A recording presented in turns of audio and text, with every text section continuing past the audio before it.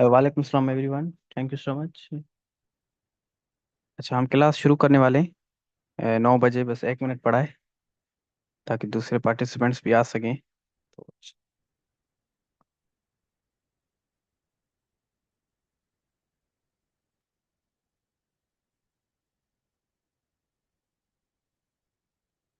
वालेकुम सलाम। वालेकुम।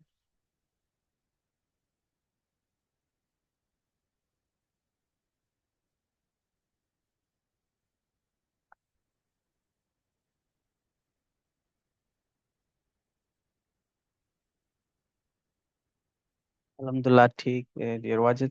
Thank you for asking this.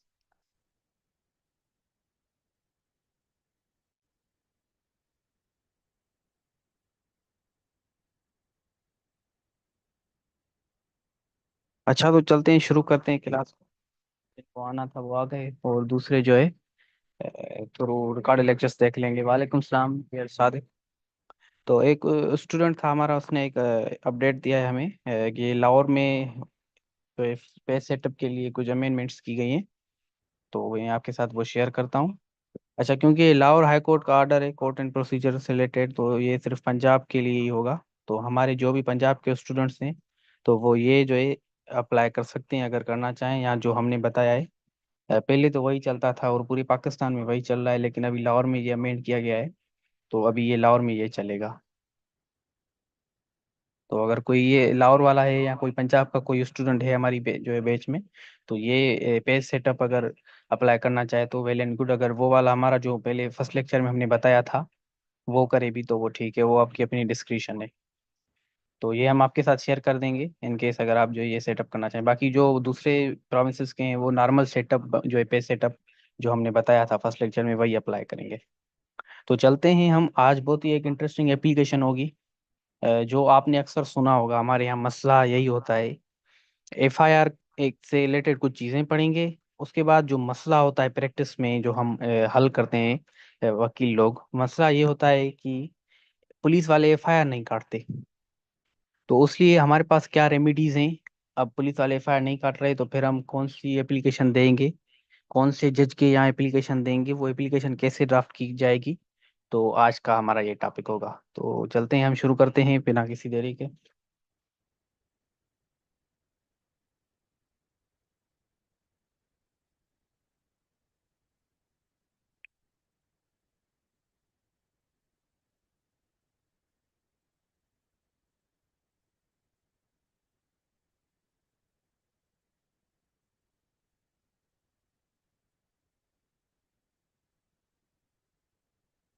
तो फर्स्ट ऑफ ऑल क्या क्या चीज़ें हम कवर करेंगे। एक तो हम जो एफआईआर जो है देखेंगे, एफआईआर क्या है। उसके बाद उसको कैसे पढ़ते हैं, क्योंकि एफआईआर पढ़ना एक स्किल है, ये आप लोगों को आना चाहिए। आपने अक्सर सोशल मीडिया पे देखी होंगी, और आज हम देखेंगे कि वो कैसे उसको पढ़ते हैं, उसमें कौन से कंटेंट्स होते हैं, और एफआईआर कैसे रजिस्टर होती है। अगर रजिस्टर नहीं होती तो पुलिस वाले रजिस्टर नहीं करते तो फिर हमारे पास कौन सी रेमेडीज हैं, तो वो हम देखेंगे आज के लेक्चर में। तो फर्स्ट ऑफ ऑल एफआईआर की देख लेते हैं कि एफआईआर क्या है। अच्छा, एफआईआर की जो फुल फॉर्म है, एक तो फर्स्ट इन्वेस्टिगेशन रिपोर्ट भी होती है, और फर्स्ट इंफॉर्मेशन रिपोर्ट भी होती है। इंफॉर्मेशन तो वो आपके ऊपर है कि वो आप कौन से फुल फॉर्म लेते हैं। तो ये फर्स्ट इन्वेस्टिगेशन रिपोर्ट भी हो सकती है या फर्स्ट इंफॉर्मेशन रिपोर्ट। ये जो भी ऑफेंस कमिट होता है उसकी जो पहली इंफॉर्मेशन होती है उसको हम बोलते हैं फर्स्ट इंफॉर्मेशन रिपोर्ट। तो ये हो गया उसका फुल फॉर्म। उसके बाद उसकी डेफिनेशन देख लेते हैं कि डेफिनेशन क्या है। एफआईआर क्या है। एफआईआर एक रिटन डॉक्यूमेंट है। कौन बनाता है उसको? पुलिस वाले बनाते हैं। कब बनाते हैं? जब उनको कोई इंफॉर्मेशन मिलती है, जब कोई कागनिजबल ऑफेंस की कमीशन हो। तो हमने अब कागनिजबल ऑफेंस पढ़ा है, तो हमें आज पता होगा कि कागनिजबल ऑफेंस क्या है। तो इस वजह से हमने कुछ बेसिक चीजें कवर की थी, ताकि जब हम आगे का जो ये चीजें जो जरूरी चीजें हैं प्रैक्टिस में और लीगल ड्राफ्टिंग में, तो वो आपको कॉन्सेप्ट समझ में आ जाए। अभी आप देख लें, अगर हमने कागनिजबल ऑफेंस नहीं पढ़ा होता तो आपको शायद कुछ स्टूडेंट्स को तो पता होता और जो कुछ स्टूडेंट्स को पता नहीं होता, तो इस वजह से मसला हो जाता। तो इस वजह से हमने सारी चीजें सीरीज में बनाई हुई हैं। तो अब कॉग्निजेबल ऑफेंस जब कमिट होता है और उसकी जो इन्फॉर्मेशन रिसीव करता है पुलिस वाला, तो पुलिस वाला एक रिटन डॉक्यूमेंट बनाता है जिसको हम क्या बोलते हैं? एफआईआर। एक सिंपल सी डेफिनेशन है। तो ये हमेशा कॉग्निजेबल ऑफेंस में होती है, ये नोट करने वाली चीज है। नॉन कॉग्निजेबल ऑफेंस में एफआईआर नहीं होती। तो ये जरूरी चीज है, नॉन कॉग्निजेबल ऑफेंस में आपको जिद भी नहीं करनी, क्योंकि उसमें एफआईआर नहीं होती। तो उसमें क्या होती है वो हम आगे देखते हैं। अभी के लिए इतना बता देता हूँ, उसके लिए एनसी होती है। नॉन कॉग्निजेबल ऑफेंस के लिए एनसी होती है, बाकी कॉग्निजेबल ऑफेंस के लिए एफआईआर होती है। अच्छा, इसमें और जो दूसरी चीजें हैं, it is generally a complaint launch with the police by victim of cognizable offence और बाय समवन एल्स। मतलब कौन एफआईआर कौन कटवा सकता है? एफआईआर एक तो भाई जिसके साथ ऑफेंस हुआ है, जिसको हम बोलते हैं विक्टिम, लीगल लैंग्वेज में बोलते हैं, जिसके साथ ऑफेंस हुआ है उसको विक्टिम बोलते हैं। सपोज करें मैं रास्ते से जा रहा था और किसी ने मेरे ऊपर हमला कर दिया, तो अब जिसने हमला किया है वो अक्यूज हो गया, ला में उसको अक्यूज बोलते हैं। और मेरे मेरे ऊपर हमला हुआ है तो मैं क्या हो गया, मैं विक्टिम हो गया। तो एफआईआर एक तो विक्टिम जो है लॉन्च करवा सकता है, और कोई दूसरा बंदा उसके बिहाफ पे लॉन्च कराया सकता है। एफआईआर में ये जरूरी नहीं है कि भाई जिसके साथ ऑफेंस हुआ है वही लॉन्च कराए, कोई दूसरा बंदा है जिसने वो ऑफेंस कमिट होते हुए देखा है तो वो भी करवा सकता है। सपोज करें आप रास्ते से जा रहे हैं और आपने देखा कि भाई कहीं रास्ते पे किसी किस्म का ऑफेंस कमिट हो गया है। अब आपका उस दोनों से लेना देना नहीं है, ना ही अक्यूज से लेना देना है, ना ही विक्टिम से। लेकिन क्योंकि being a citizen of Pakistan, आप बीइंग अ मुस्लिम, अगर आप चाहते हैं कि नहीं भाई मुझे ये इन्फॉर्मेशन चाहिए कि मैं एफआईआर कटवा दूं, तो आप जो जा सकते हैं थाने पे, और जो भी नियरेस्ट में जो थाना होगा, पुलिस स्टेशन, वहां पे आप एफआईआर कटवा सकते हैं। लेकिन हमारे यहाँ मसला ये होता है कि हमारे यहाँ ये होता है, हम सोचते हैं कि भाई हम क्यों दूसरों के जो है फंदों में पड़ जाएं, अक्यूज की मेरे साथ दुश्मनी ना हो जाए, क्योंकि अक्यूज ये कहेगा कि भाई तुम्हारा क्या जाना था कि तुमने एफआईआर कटवाई मेरे ऊपर। तो ये एक पॉसिबल चीजें हैं। लेकिन अगर आप करवाना चाहें एफआईआर तो आप करवा सकते हैं। इसके लिए जरूरी नहीं है कि आपके साथ ऑफेंस हुआ हो, आपने ऑफेंस देखा है फिर भी आप जो है एफआईआर कटवा सकते हैं। अच्छा, एक जरूरी चीज, things you should not do. FIR में एक जरूरी चीज है आपको नहीं करनी चाहिए। हमारे यहाँ इसकी प्रैक्टिस भी बहुत है, लेकिन करनी नहीं चाहिए। मसला क्या है कि आपको एफआईआर में किसी किस्म की फॉल्स कंप्लेंट या फॉल्स या रॉन्ग इन्फॉर्मेशन पुलिस को नहीं देनी। अब क्यों नहीं देनी? क्योंकि अगर आगे जाके पता चल जाएगा कि भाई आपने गलत इन्फॉर्मेशन दी है, तो अंडर सेक्शन 182 आपके ऊपर ट्रायल चल सकता है। मतलब एक तो आप विक्टिम, और आपने एक दूसरी जो है झूठी खबर दे दी, तो आपके ऊपर केस हो जाएगा। तो मतलब ये थोड़ी बहुत आपको ख्याल रखना है कि भाई देखिए, अगर आप रास्ते से जा रहे हैं, ठीक है, कि ऑफेंस आपने कमिट होते देख लिया, और आप बीइंग अ गुड सिटीजन आप सोच रहे हैं कि मैं एक अच्छा मुसलमान हूँ, एफआईआर काट रहे हैं, लेकिन आप झूठी चीजें बता रहे हैं, तो एक तो लेने के देने पड़ जाएंगे, जिसको उर्दू में बोलते हैं लेने के देने पड़ जाना। तो एक तो आप अच्छी बात कर रहे थे, लेकिन आपने क्योंकि गलती कर दी है गलत इन्फॉर्मेशन देकर, तो इसमें आपके ऊपर जो है ट्रायल चल सकता है, और उसकी सर्टेन सजा है, ज्यादा से ज्यादा 7 साल तक सजा है। वो डिपेंड करता है कि आप कौन सी कितनी जो है सीरियस नेचर की गलत इन्फॉर्मेशन दे रहे हैं। मतलब अगर ऐसी नेचर की इंफॉर्मेशन दे रहे हैं किसी अगले को फांसी आ जाए, तो फिर तो आपको 7 साल तक सजा हो सकती है। फिर 182 जो सेक्शन है पीपीसी का, उसमें अलग से कंडीशंस लिखी हुई हैं, आप वो पढ़ सकते हैं पीपीसी के जो है बुक में। बहरहाल ये चीज आपको नहीं करनी है एफआईआर में, हमें ये बस चीज पढ़नी थी। उसके बाद जो जरूरी चीज है एफआईआर की, कि एफआईआर क्या हम एविडेंस के तौर पर यूज कर सकते हैं? जी बिल्कुल नहीं, एफआईआर के जो एविडेंस के तौर पर नहीं कर सकते। ये एक जजमेंट है 2003 की। अच्छा, इसका फुल फॉर्म है पाकिस्तान क्रिमिनल लॉ जर्नल। हमारे यहाँ 12 से 15 ऐसे हैं जिस जो जजमेंट्स होती हैं, पीएलडी होती है, एमएलडी होती है। तो जो जो हम चीजें पढ़ेंगे उनके आपको फुल फॉर्म बताते चलेंगे। अभी पीसीएलआर जी पढ़ रहे थे तो उसका फुल फॉर्म मैंने बता दिया है, पाकिस्तान क्रिमिनल लॉ जनरल। ये 2003 का फैसला है, और ये पेज नंबर लिखा हुआ है 1778। ये पेज नंबर है।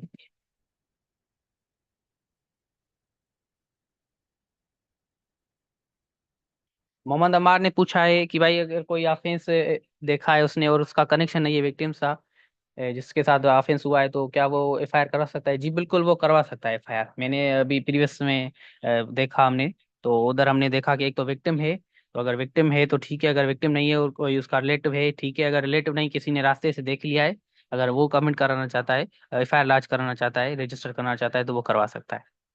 तो एफआईआर एज एन एविडेंस की जो हम पढ़ रहे थे, तो एफआईआर एज एविडेंस तौर के हम यूज नहीं कर सकते। ये एक जजमेंट है, उसमें ये डिसाइड किया गया था। ये उसमें ये चीज बताई गई थी भाई, इसमें जो है क्या कर सकते हैं, can only be use to combat और कंट्रोक्टेड ऑफ इट्स जो है मेकर। जिसने एफआईआर कटवाई है उसको उसकी बातों में अगर तस्दीक करना चाहते हैं कि वाकई उसने सही किया है, जो बात कह रहा है वही वाकया हुआ है, या जो बात कह रहा है वही वाकया नहीं हुआ, सिर्फ इसलिए एफआईआर करवाई जाती है। ऐसे नहीं है कि भाई मैंने एफआईआर में बता दिया कि भाई फिलाने बंदे ने फिलाने का मर्डर कर दिया, तो उसका मतलब ये नहीं हुआ कि भाई मैं सच बोल रहा हूँ। एविडेंस तो तब होगा जब मेरी बात सच होगी। तो एफआईआर एक जो है सच्ची बात वाली चीज नहीं होती। अगर आप झूठी खबर दे देते हैं तो पुलिस वाले बाउंड है जो है उसको लिखने के लिए। फिर तो वो जब इन्वेस्टिगेशन होगी तो पता चलेगा। तो इस वजह से इसको एविडेंस के तौर पर जो है नहीं बनाया गया। अब एक रीजन है इसकी, एक और रीजन की भाई इसको एविडेंस के तौर पर क्यों नहीं बनाया गया। क्योंकि FIR is not mean to decide the guilt और innocence but to activate the law enforcement agencies to immediately move for collection और प्रिजर्वेशन ऑफ एविडेंस। ये एक जजमेंट है 2019 की, YLR पेज नंबर 2316। YL का फुल फॉर्म है yearly law review. ये judgements होती हैं हाई कोर्ट और सुप्रीम कोर्ट की रिव्यू, सॉरी ये रिव्यू रेवेन्यू में लिख रहा था, ईयरली लॉ रिव्यू। उसमें ये डिसाइड की गई थी भाई एफआईआर जो है इसका मतलब एफआईआर में अगर किसी को हम लिख दे कि भाई इसने मर्डर कर दिया तो इसका मतलब ये नहीं कि इसने मर्डर कर दिया। It is yet to be proved, ये अभी प्रूव होना है जब ये ट्रायल चलेगा। अगर एफआईआर में लिखा है कि भाई इसने नहीं किया तो इसका मतलब ये नहीं कि ये इनोसेंट है, it is yet to be proved. FIR का सिंपल ही मतलब ये है कि भाई जो पुलिस एजेंसीज हैं, जो लॉ एनफोर्समेंट एजेंसीज हैं, उनको एक्टिव किया जाए ताकि वो एविडेंसेस को कलेक्ट कर सकें, एविडेंसेस को महफूज कर सकें, प्रिजर्व कर सकें। तो आई होप कि आप ये समझ गए होंगे कि एफआईआर को हम एविडेंस के तौर पर क्यों यूज नहीं कर सकते। अच्छा, उसके बाद आता है सेकंड एफआईआर। हमारे यहाँ अक्सर मसला यही होता है सेकंड एफआईआर का कि भाई क्या हम एक ऑफेंस की दूसरी एफआईआर करवा सकते हैं। तो सेकंड एफआईआर नहीं हो सकती हमारे यहाँ, नो सेकंड एफआईआर। एक मैंने जजमेंट पढ़ी थी, सुगरा बीबी केस था, उसमें लिखा हुआ था, जस्टिस था उसने एक बताया था कि अगर सेकंड एफआईआर होती तो लॉ ने बताया होता, उसने बताया होता कि भाई सिर सेकंड इंफॉर्मेशन रिपोर्ट और थर्ड इंफॉर्मेशन रिपोर्टर, ऐसे जजमेंट में ये बाकायदे रिमार्क्स लिखे हुए थे, मैंने पढ़े थे। तो ये क्योंकि लॉ में लिखा ही नहीं हुआ, ना ही सीआरपीसी में लिखा हुआ है, ना ही किसी दूसरे लॉ में, तो कैसे आप सेकंड एफआईआर कटवा सकते हैं। तो इस हिसाब से उसने ये जजमेंट्स में बताई कि भाई सेकंड एफआईआर नहीं हो सकती, फर्स्ट एफआईआर होगी। अगर आप कोई एडिशन कराना चाहते हैं तो उसके लिए आप स्टेटमेंट रिकॉर्ड कराएंगे, स्टेटमेंट रिकॉर्ड कराएंगे अंडर वन सेक्शन 161। हम आगे पढ़ेंगे स्टेटमेंट्स। स्टेटमेंट्स जो होती हैं दो किस्म की होती हैं, एक होती है जो ये पुलिस के सामने स्टेटमेंट होती है, दूसरी जो होती है वो मजिस्ट्रेट के सामने होती है। अभी ये जो 161 वाली है ये पुलिस के सामने है। और मजिस्ट्रेट के सामने जो होती है, जिसको जुडिशियल मजिस्ट्रेट भी बोलते हैं, जे में शार्ट में लिखता हूँ, ये सेक्शन जो होती है 164 ऑफ सीआरपीसी, इसके अंडर होती है। तो अगर आप पुलिस के सामने जो है कराना चाहते हैं तो वो अंडर 161, और जज में जज के सामने कराना चाहते हैं तो 164। तो सेकंड एफआईआर मतलब अब बात चल रही थी सेकंड एफआईआर की। तो वंस एफआईआर लाज हो गई, अब आपको चाहते हैं कि भाई मैं कोई एक एडिशन करना चाहता हूँ, मुझे एक नई चीज अभी पता चली है, तो अब सेकंड एफआईआर नहीं होगी। आप एक स्टेटमेंट रिकॉर्ड कराएंगे 161 में पुलिस के सामने, वो अब उधर होगी, ना ही एफआईआर में एडिशन होगी, ना ही जो सेकंड एफआईआर होगी। और ये कहाँ डिसाइड हुआ था, ये हुआ था 2014 एमएलडी पेज नंबर 337, और 2008 SCMR 6 पेज नंबर 6। अच्छा, इसके फुल फॉर्म में आपको बताता चलूं, एमएलडी का मतलब है मंथली जो लॉ डाइजेस्ट, आई होप इसको मैं कंफर्म करके बताता हूँ। बाकी SCMR का है जो है सुप्रीम कोर्ट मंथली रिव्यू। इसका क्या है, सुप्रीम कोर्ट मंथली रिव्यू, ये सुप्रीम कोर्ट की जो है जजमेंट्स होती हैं मंथली रिव्यू। तो ये उधर जो है डिसाइड किया गया था कि भाई सेकंड एफआईआर नहीं हो सकती। अच्छा, उसके बाद आता है एफआईआर बाय माइनर। यही बड़ी जो इंपॉर्टेंट चीज है कि भाई क्या माइनर एफआईआर करवा सकता है, क्योंकि हमारे यहाँ माइनर को ना तो मैरिज का राइट दिया गया है, ना ही प्रॉपर्टी खरीदने का ऐसा कुछ, क्योंकि उसके जब तक वो 18 ईयर्स का नहीं हो जाता तब तक उसका कोई एक होता है प्रॉपर्टी संभालने वाला। तो एफआईआर में हम देखते हैं कि क्या माइनर एफआईआर कटवा सकता है। FIR by minor, yes FIR can be जो है लॉन्च्ड बाय माइनर। माइनर जो एफआईआर कटवा सकता है। ये कहाँ डिसाइड हुआ था, 1999 का जो है Pakistan criminal law general page number जो है 694। ये जजमेंट्स हर साल जो है पब्लिश होती हैं, उसमें ये डिसाइड होती हैं। जजमेंट्स का भी इतना ही वैल्यू होता है जितना हम ये सेक्शंस पढ़ रहे हैं सीआरपीसी के। जब आप प्रैक्टिस में आएंगे तो आप जो है ये जजमेंट्स पढ़ेंगे इंशाल्लाह, क्योंकि ये जजमेंट जरूरी होती हैं। कहीं कहीं ला कुछ साइलेंट होते हैं तो उसके लिए आपको जजमेंट्स पढ़नी होती हैं। तो इधर क्या डिसाइड हुआ था कि भाई कोई माइनर है तो माइनर एफआईआर कटवा सकती है। मसला इधर यही हुआ था कि भाई एक मदर हुई थी, और मदर थी जेल में, और उसका वालिद भी शायद नहीं था, या कुछ ऐसा सीन था। बहरहाल मदर उसकी थी जेल में, और उसके घर पे क्या हो गया, किसी ने आग लगा दी। तो अब माइनर घर पे थी, तो माइनर क्योंकि उसने ऑफेंस देखा था तो उसने जो एफआईआर कटवा दी। क्योंकि पुलिस ने उसकी स्टेटमेंट रिकॉर्ड की और उसको स्टेटमेंट उसको मतलब एफआईआर बना दी, उसकी जो भी बयान था उसका।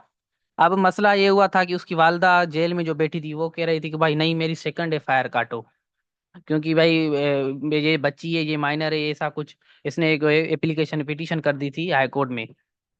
वो जो रिजेक्ट हो गई थी इस ग्राउंड पे कि भाई क्योंकि माइनर एफआईआर कटवा सकता है, एक तो ये बात। दूसरा कि भाई सेकंड एफआईआर नहीं हो सकती। अगर आप स्टेटमेंट देना चाहें तो अल्हम्दुलिल्लाह, अगर नहीं देना चाहें तो जजाकल्ला। तो ये बात हो गई। फिर जो है उस माइनर की जो एफआईआर थी उसको वैलिड करार दिया गया, और उसके बाद माइनर भी एफआईआर कटवा सकता है। तो ये चंद चीजें थी, जरूरी चीजें हैं, आपको काम आएंगी इंशाल्लाह प्रैक्टिस में। अच्छा, हमने ये देखा कि अगर ऑफेंस नॉन कॉग्निजेबल है तो उसके लिए हमारे पास क्या रेमेडी है। कॉग्निजेबल ऑफेंस हो तो सिंपल सी हम क्या करेंगे, एफआईआर कटवाएंगे। तो नॉन कॉग्निजेबल के लिए हमारे पास रेमेडी है कि भाई अंडर सेक्शन 155 हम क्या कराएंगे, एनसी कटवाएंगे। और वो एक रजिस्टर में जो है वो पुलिस दाखिल करेगी, जिसको हम बोलते हैं रोज नामचा या स्टेशन डायरी। स्टेशन डायरी में उसको जो है रिकॉर्ड किया जाएगा। उसको हम एनसी बोलते हैं, नॉन कॉग्निजेबल ऑफेंस के लिए। अच्छा, ये डिसाइड हुआ था 2005 YLR yearly law review, page number जो है 1879। तो नॉन कॉग्निजेबल ऑफेंस में हम क्या करवाएंगे, एनसी कटवाएंगे। तो आई होप कि आप ये समझ गए होंगे कि ये कुछ चीजें हमने पढ़ी एफआईआर से related, second FIR, FIR then evidence, FIR by minor, और अगर नॉन कॉग्निजेबल ऑफेंस है तो फिर हमारे पास क्या रेमेडी है।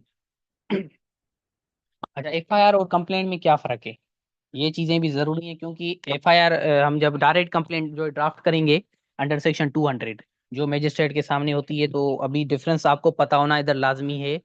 तो हम चलते हैं वो डिफरेंस भी देख लेते हैं।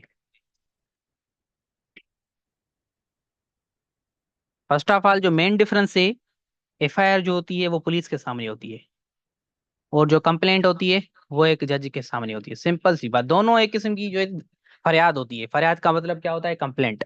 अगर आप पुलिस के सामने करते हैं तो उसको क्या कहा जाता है, उसको कहा जाता है एफआईआर।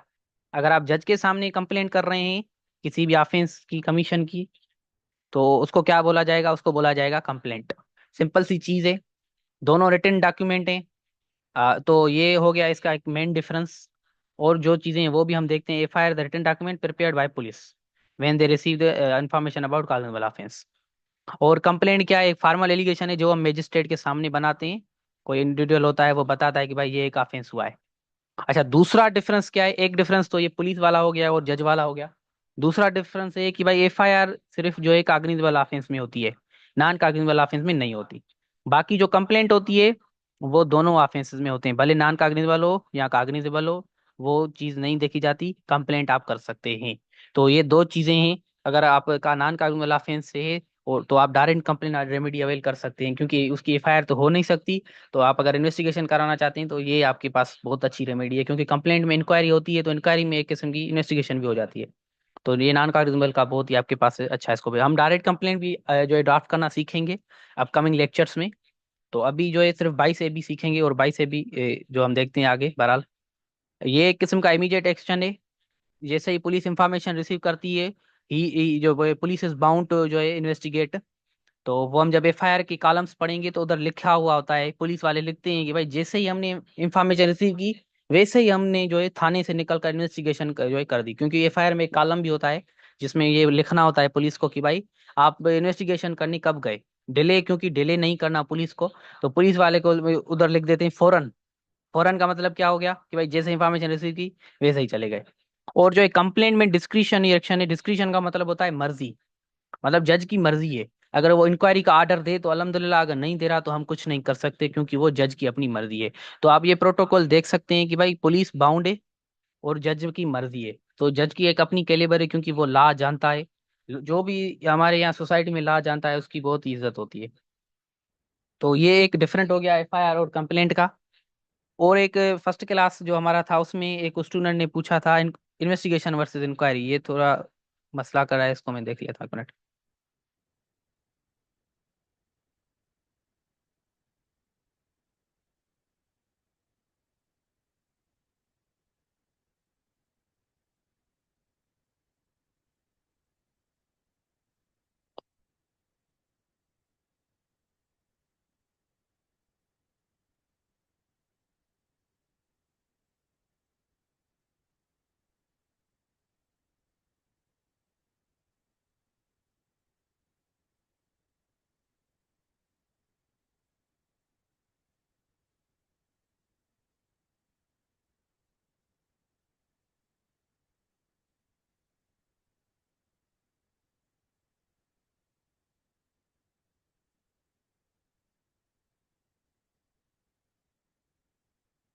क्या इशू हो गया?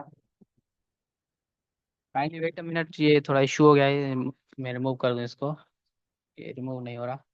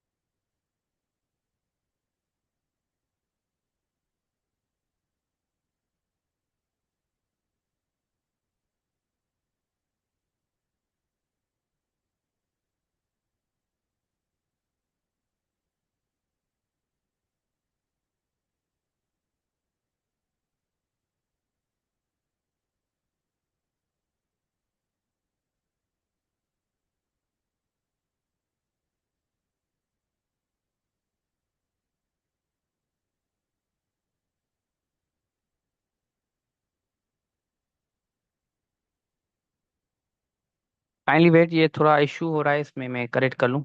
2 मिनट काइंडली वेट करें।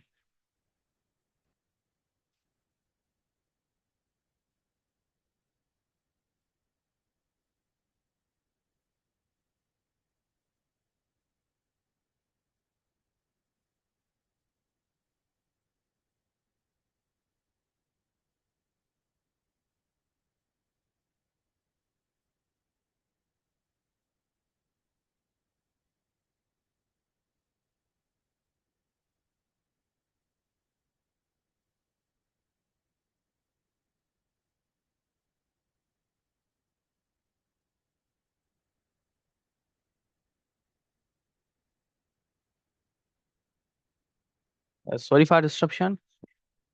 ये मसला हल हो गया। ये कभी कभी कर देता है लैपटॉप। बहरहाल हम कहाँ थे? एफआईआर और कंप्लेंट का हमने डिफरेंस देख लिया।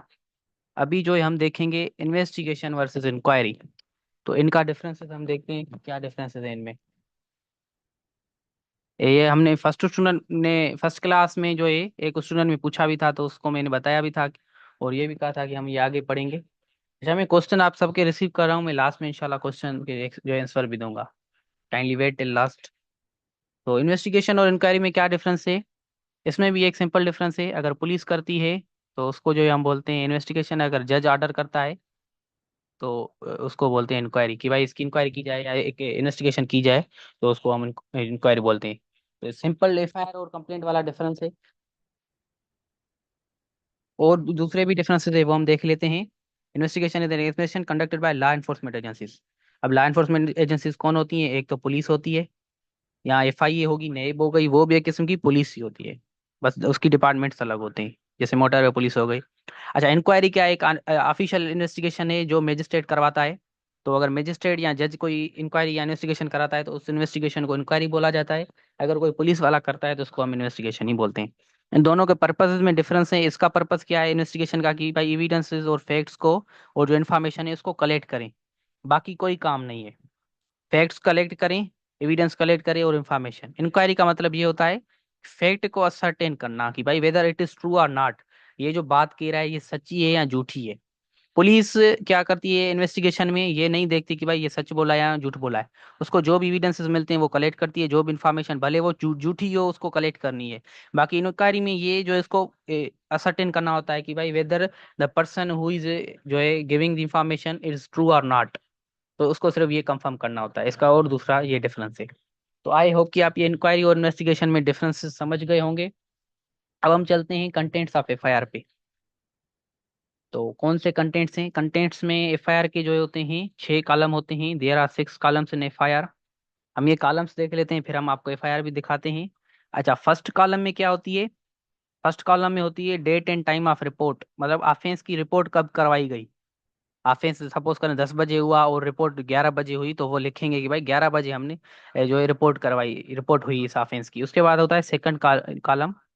उसमें होता है कंप्लेनेंट का नाम और उसकी रेजिडेंस की, वो रहता कहाँ है। तो ये सेकंड कॉलम में होता है। अक्सर क्या होता है कि भाई कंप्लेनेंट होता है, अगर नॉर्मल केसेस में कंप्लेनेंट नहीं होता तो जो स्टेट के होता है, स्टेट के बिहाफ पे अगर केस हो जाता है और किसी का कोई कंप्लेनेंट नहीं आता तो पुलिस वाले खुद ही केस बना देते हैं। तो उधर स्टेट कंप्लेनेंट बना देते हैं, रियासत जिसको बोलते हैं। तो उसको जो स्टेट को कंप्लेनेंट बना देती है। अगर कोई प्राइवेट बंदा है कंप्लेनेंट बनना है, बनने के लिए तैयार है, तो वो बन सकता है। और नॉर्मल केसेस में तो होता है बाकी कोई ऐसा एक दो केस आ जाता है जिसमें स्टेट को कंप्लेनेंट बनाते हैं। उसके बाद आता है थर्ड कॉलम। थर्ड कॉलम में क्या होता है, ब्रीफ डिस्क्रिप्शन ऑफ क्राइम। इसमें सिंपल शॉर्ट सेक्शंस आप लिखते हैं कि भाई कौन से सेक्शंस आप लगा रहे हैं उस अक्यूज के ऊपर। जो पीपीसी के हो गए, नॉर्मली हम पीपीसी के लगाते हैं, और कोई जो है बिल पास हुआ, एक्ट पास हुआ है, उसके लगा रहे हैं, तो वो भी आप लिख सकते हैं। अच्छा, थर्ड कॉलम में ये सेक्शंस होंगे, ये याद रखें कि चीजें आपको हम जब दिखाएंगे तो आप उधर देख लीजिएगा एफआईआर में। फोर्थ कॉलम में क्या लिखते हैं, फोर्थ कॉलम में हम लिखते हैं प्लेस ऑफ अक्वेरेंस, कि भाई ऑफेंस कमिट किधर हुआ। हैदराबाद सपोज देख लीजिए, नसीम नगर पे हुआ, पकौड़ा स्टॉप पे हुआ, या हैदर चौक पे हुआ। तो वो सारी डिटेल आपको देनी है ताकि पुलिस जब इन्वेस्टिगेशन करने जाए तो उसको पता हो। ऐसे भाई आप बोलते हैं मर्डर हो गया, अब किधर हो गया, पुलिस किधर जाए इन्वेस्टिगेशन के लिए, तो पुलिस आपसे पूछेगी भाई प्लेस ऑफ अकरेंस किधर है, किधर है, तो ताकि हम इन्वेस्टिगेशन कर सकें। उसके बाद आता है फिफ्थ कॉलम। फिफ्थ कॉलम में क्या होता है कि भाई इन्वेस्टिगेशन कब कैरी आउट हुई। मैंने पहले भी कहा कि भाई पुलिस इमीडिएट एक्शन लेती है फायर में, तो इस वजह से इधर फिफ्थ कॉलम में पुलिस ये को बताना होता है कि भाई आपने इन्वेस्टिगेशन कब की। कि भाई आपको जब इंफॉर्मेशन मिली तो आपने कितनी जो है डिले की। तो पुलिस तो नॉर्मल यही लिखती है कि भाई हमने डिले नहीं किया। वो अलग बात है कि वो डिले कर रही है या नहीं कर रही, लेकिन अमूमन मैंने जो एफआईआर देखी है उसमें यही होता है। अच्छा, सिक्स कॉलम में क्या होता है, आप ये लिखा जाता है कि date and time of departure from the police station. कि भाई अगर आप जो है फौरन गए या कितने टाइम के बाद, सपोज करें आधे घंटे के डिले के बाद गए, तो वो कौन से टाइम के बाद आप थाने से निकले। थाने से निकलने मतलब थाने से निकल कर आपने इन्वेस्टिगेशन करने के लिए कितने बजे निकले, उसकी डेट और टाइम, उसकी सारी डिटेल्स। तो हम चलते हैं जो एफआईआर देख लेते हैं।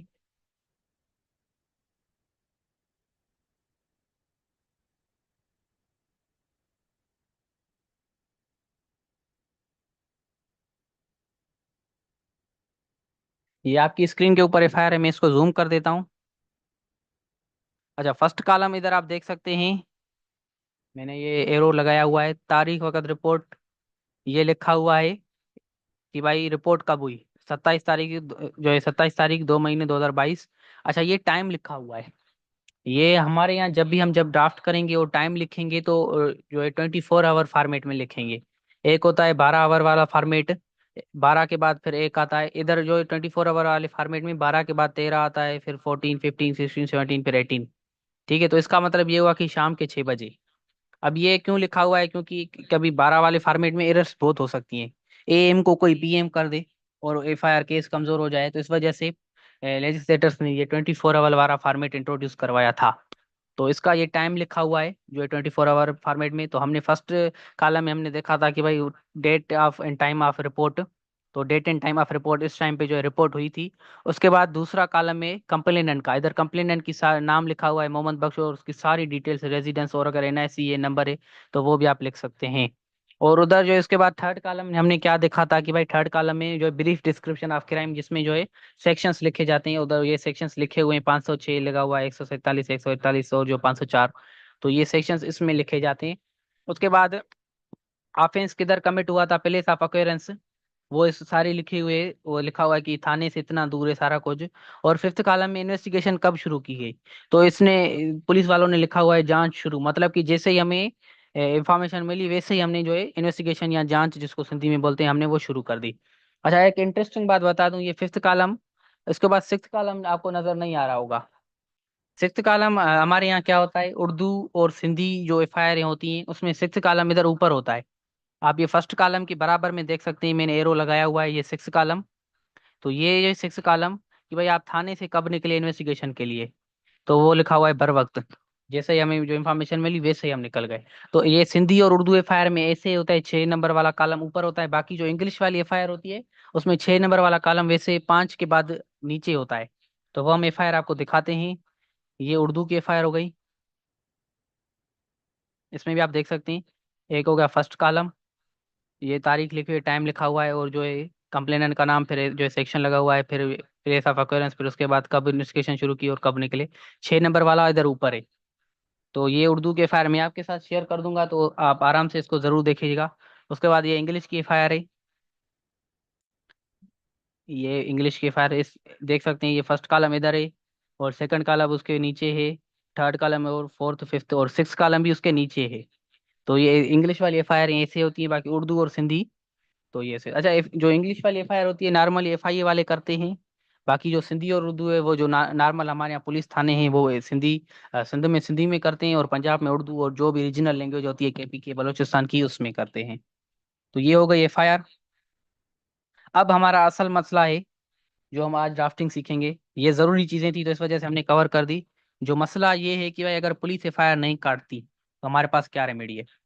तो देर आर सर्टेन रेमेडीज, एक दो रेमेडीज नहीं है। अगर पुलिस रिफ्यूज करती है रजिस्ट्रेशन ऑफ एफआईआर के लिए, तो आपके पास एक तो 22A की रेमेडी है, जो आप डिस्ट्रिक्ट एंड सेशन जज के यहाँ फाइल करते हैं एक एप्लीकेशन, जो हमारा आज का लेक्चर है, जो हम आज वो ड्राफ्ट करना सीखेंगे। उसके बाद डायरेक्ट कंप्लेन का है 200 CRPC जुडिशियल मजिस्ट्रेट, जिसको सिविल जज भी कहा जाता है, उसके यहाँ जो हमारे अपकमिंग लेक्चर्स में हम डायरेक्ट कंप्लेन ड्राफ्ट करना सीखेंगे। उसके बाद आर्टिकल 199 में आप रिट पिटीशन फाइल कर सकते हैं हाई कोर्ट में, कि भाई मेरी एफआईआर नहीं काटी जा रही।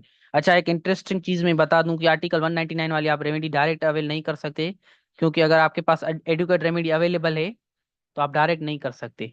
ये डिसाइड हुआ था PLD 1987 supreme court page number 21, और जो है 1987 SCMR पेज नंबर 810। अच्छा, इसका मतलब क्या है? इसका मतलब ये है कि भाई एडिक्वेट रेमेडी कौन सी है।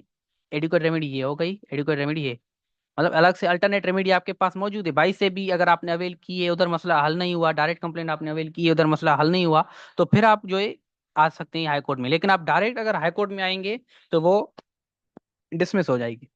तो ये इधर लिखा हुआ है, और ये इस जजमेंट्स में डिसाइड हुआ था। तो चलते हैं, ये हम 22 AB की जो एप्लीकेशन है वो ड्राफ्ट करना सीखते हैं, जो हमारे आज का मेन टॉपिक है। तो बिना किसी देरी के शुरू करते हैं। तो 22 AB क्योंकि हम ड्राफ्ट करेंगे, तो ये 22 AB एक सेक्शन है CRPC का, उसके अंडर ये एप्लीकेशन फाइल की जाती है। तो ये सेक्शंस भी हम देख लेते हैं, और ये कब फाइल की जाती है, क्योंकि हम ड्राफ्टिंग देख लेते हैं। ड्राफ्टिंग के साथ साथ ये चीज़ें जरूरी हैं कि भाई हम ये कब फाइल करेंगे। सपोज करें आपको ड्राफ्टिंग आती है लेकिन आपको पता ही नहीं है कि ये कब फाइल की जाएगी, तो ये भी जरूरी चीज़ है। उसके बाद इसके पर्पस क्या है, कंडीशंस क्या है, इसके एक्सेप्शंस क्या है, वो भी हम देख लेते हैं। अच्छा, मैं क्वेश्चंस रिसीव कर रहा हूँ सबके, मैं लास्ट में इसके आंसर दूंगा, क्योंकि डिस्टरबेंस हो जाती है बीच में अगर आप जो है आंसर के जवाब में देता हूँ तो इस वजह से।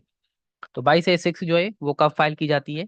इन तीन सर्कमस्टेंसेज में आप 22A भी फाइल कर सकते हैं, अगर एफआईआर नहीं काटी जाती, जो हमारा आज का लेक्चर है। और अगर आपको लगता है कि भाई पुलिस वाला जो है वो अगली धुर से मिला हुआ है, अगली पार्टी से मिला हुआ है, उससे पैसे लिए, और इन्वेस्टिगेशन जो है सही और शफाफ नहीं इन्वेस्टिगेशन नहीं कर रहा, ट्रांसपेरेंट इन्वेस्टिगेशन नहीं कर रहा, बायसनेस कर रहा है इन्वेस्टिगेशन में, आप चाहते हैं कि इन्वेस्टिगेशन को ट्रांसफर कराऊं एक पुलिस ऑफिसर से लेके किसी दूसरे से जो ऑनेस्ट हो, तो ट्रांसफर ऑफ इन्वेस्टिगेशन की एप्लीकेशन है, उसके लिए भी आप 22 AB की एप्लीकेशन लिखते हैं। और अगर पुलिस वाले अपनी ड्यूटी सही नहीं कर रहे और फेल्यूर कर रहे हैं, जो ड्यूटी से ज्यादा एक्सरसाइज कर रहे हैं पावर को, तो उससे रिलेटेड भी आप 22 AB फाइल कर सकते हैं।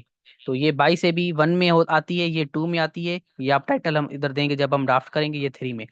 तो आज हम 1 की ड्राफ्ट करना सीखेंगे, उसके बाद ये ट्रांसफर ऑफ इन्वेस्टिगेशन की जो है हमारा नेक्स्ट क्लास होगा, उसके बाद जो अपकमिंग नेक्स्ट क्लास होगा उसमें 3 होगी। तो हम ये ड्राफ्ट करना सीखेंगे। तो इसके पर्पजेस क्या है? हम डायरेक्ट हाई कोर्ट क्यों नहीं जाते?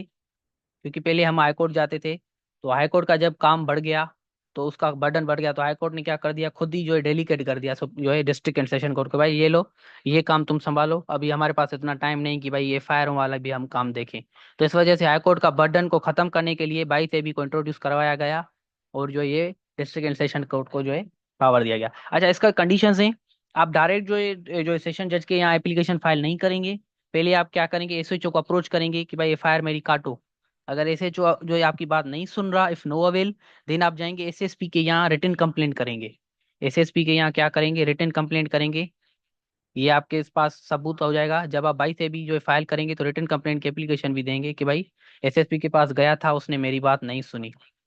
और एसएसपी अगर बात नहीं सुन रहा, तो फिर आपके पास रेमेडी है 22 AB की, फिर आप 22 AB कर सकते हैं। ये कहाँ डिसाइड हुआ था? 2018 Pakistan criminal law general page number 450। अच्छा, इसकी एक्सेप्शंस हैं, आप करप्शन केसेस में नहीं कर सकते, ब्राइब केसेस में नहीं कर सकते, ये इस जजमेंट्स में डिसाइड हुए थे। अच्छा, अगर हम करप्शन हो गई और हम एफआईआर कटवाना चाहते हैं और एफआईआर नहीं काट रहे, बाई से भी रेमेडी क्यों अवेल नहीं कर सकते? कि भाई अगर जो एफआईआर नहीं हो रही करप्शन के केस में या ब्राइब के केसेस में, तो आप उससे रिलेटेड जो भी स्टेब्लिशमेंट, जो भी डिपार्टमेंट्स हैं, वहां जाएं। अगर करप्शन या ब्राइब केसेस है तो एक डिपार्टमेंट है एंटी करप्शन स्टेब्लिशमेंट, तो आपको उधर जाना है। डिस्ट्रिक्ट एंड सेशन जज का काम नहीं है, उसका अलग सा काम है। वो सिर्फ इधर जो भी केसेस होते हैं वो देखता है। तो करप्शन और ब्राइब केसेस को छोड़ के बाकी जो भी मसले होते हैं उसमें आप 22 से भी जो है फाइल कर सकते हैं। तो चलते हैं हम ड्राफ्टिंग की तरफ।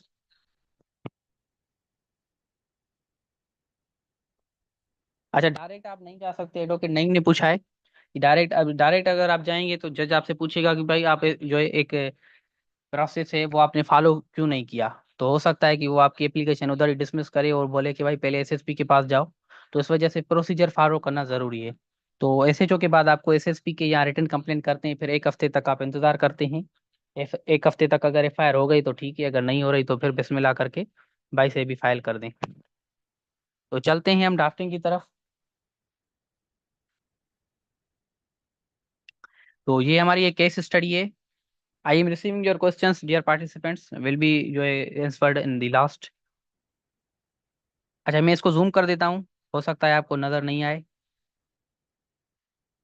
ये अली है, उसने क्या किया है, 5 लाख रुपए लिए थे एमन से 10 मार्च 2023 को, और उसको जो है एक चेक भी इशू कर दिया था। अली ने क्या किया है, लोन दिया है। किसको लोन दिया है, अहमद को। कितना, 5 लाख रुपए का। अब अली चाहता है ठीक है भाई, मैंने तुम्हें 5 लाख रुपए दिए, अब मुझे भी किसी किस्म की सिक्योरिटी जो है देनी चाहिए। देखिए, अगर आगे आगे जाके तो आप मुझे पैसे नहीं दे रहे, तो मैं यहाँ पे से पैसे कैसे लूँ? नॉर्मली क्या होता है कि भाई बैंक वाले क्या करते हैं, आपको लोन देते हैं तो आपसे प्रॉपर्टी के कागजात लेते हैं। तो अगर आप किसी दोस्त को लोन दे रहे हैं तो नॉर्मली प्रैक्टिस ये होती है कि आप चेक उसको इशू कर देते हैं। क्या कर दिया अहमद ने, इस चेक इशू कर दिया। आप चेक क्यों इशू कर दिया कि भाई इन केस अगर तुम मुझे 5 लाख रुपए नहीं दोगे तो मैं तुम्हारी बैंक अकाउंट से जो है वो 5 लाख रुपए निकाला दूंगा। तो ये एक किस्म की इस हिसाब से सिक्योरिटी होती है। तो उसने इशू कर दिया, और कौन सी बैंक का कर दिया, अभी बैंक लिमिटेड का, कासमाबाद हैदराबाद का। और उस चेक में 5 लाख रुपए उसने अमाउंट लिख दिया। अब जो है जो तारीख थी उस पे अली जो है गया, चेक प्रेजेंट किया उस बैंक में, लेकिन चेक डिसऑनर हो गया। अच्छा, डिसऑनर का मतलब क्या है कि भाई अकाउंट में इतने पैसे ही नहीं जितने तुम निकलवा रहे हो, एक तो ये बात हो गई, या अकाउंट में जीरो है। मतलब आप जो है 10 हजार रुपये पड़े और आप जो है 11 हजार रुपये का जो है चेक बना दें, तो वो चेक डिसऑनर हो जाएगा, क्योंकि अकाउंट में है ही 10 हजार, आप 11 हजार कैसे निकलवा सकते हैं? तो इस सिचुएशन में डिसऑनर हो सकता है, या तो एक हो सकता है कि भाई अकाउंट है ही खाली और आप पैसे निकलवा रहे हो। तो अब ये इसके साथ मसला हो गया कि भाई इसका चेक डिसऑनर हो गया। अब अली ने अहमद से कांटेक्ट किया कि भाई मैंने तुम्हें 5 लाख रुपए दिए और तुम्हारे अकाउंट में पैसे भी नहीं है, लिहाजा अब जो मैंने तुम्हें पैसे दिए थे 5 लाख रुपए वो मुझे वापस करो। अब मसला यहाँ से शुरू होता है, अहमद क्या करता है, अहमद कहता है भाई मैं तुम्हें पैसे वापस नहीं दूंगा। अब मसला हो गया। अब उसी दिन पे अली क्या गया, पुलिस स्टेशन गया कासमाबाद हैदराबाद, और उसको एसएचओ को रिक्वेस्ट की कि भाई मेरी जो क्या करो, एफआईआर काटो। लेकिन एफआईआर जो है, एफआईआर नहीं काटी गई, रिफ्यूज किया गया, और उसने क्या कर दी, एक एप्लीकेशन मूव की। तारीख उसकी ये लिखी हुई है एसएसपी के यहाँ मूव की कि भाई रजिस्ट्रेशन ऑफ एफआईआर की डायरेक्शन दो। किसको डायरेक्शन दो, एसएचओ को। लेकिन उधर भी उसका मसला हल नहीं हुआ। अब अली हमारा क्लाइंट बन के आया है कि भाई 22 AB की एप्लीकेशन ड्राफ्ट करो मेरे बिहाफ पे, और सेशन डिस्ट्रिक्ट एंड सेशन जज के यहाँ फाइल करो, ताकि एफआईआर का आर्डर मिल सके। तो चलते हैं हम, ये सारी डिटेल्स हमारे पास हैं, और अली के बिहाफ पे आज हमारा अली क्लाइंट है, और हम क्या ड्राफ्ट करेंगे, जो है एप्लीकेशन अंडर 22A61। ये सीआरपीसी का सेक्शन है जिसके अंडर हम पुलिस की, अगर पुलिस वाले एफआईआर नहीं काट रहे तो वो हम ये रेमेडी अवेल कर सकते हैं। तो चलते हैं हम ड्राफ्टिंग की तरफ।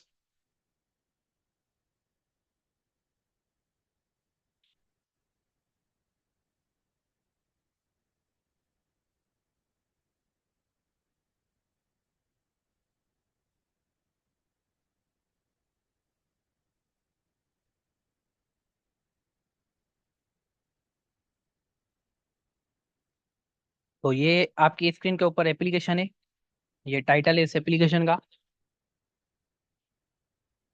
इधर हम क्या लिखते हैं, in the court of district and sessions जज एक्स ऑफिशियो जस्टिस ऑफिस। अच्छा, नॉर्मली हम टाइटल क्या देते हैं, in the court of district and session जज। अब ये एक्स ऑफिशियो क्या है, जस्टिस ऑफिस। अब एक्स ऑफिशियो का मतलब क्या होता है, आपको पता है कि भाई हमारे यहाँ प्रेसिडेंट कौन है, काइंडली चैट बॉक्स में बता दे कोई, अगर किसी को पता है।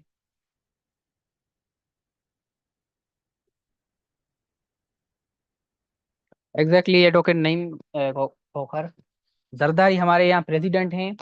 अच्छा, जरदारी अगर जो है फॉरेन चले जाते हैं या वो अपनी ड्यूटी परफॉर्म करने के लिए कैपेबल नहीं होते, तो फिर हमारे पास कौन होता है प्रेसिडेंट, अगर आप में से किसी को पता हो, मतलब प्रेसिडेंट अभी unable to perform his duties, तो उसके बाद प्रेसिडेंट कौन होगा?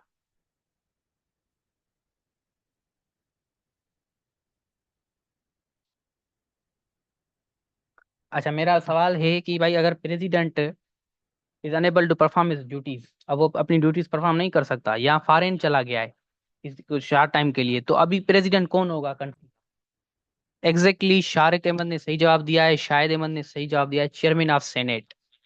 तो जो चेयरमैन ऑफ सेनेट होगा वो प्रेसिडेंट बन जाएगा। अच्छा, वो प्रेसिडेंट नॉर्मल प्रेसिडेंट नहीं होगा, उस प्रेसिडेंट को हम बोलेंगे एक्स ऑफिशियो प्रेसिडेंट, जिसको हम बोल सकते हैं कि भाई एक्टिंग प्रेसिडेंट।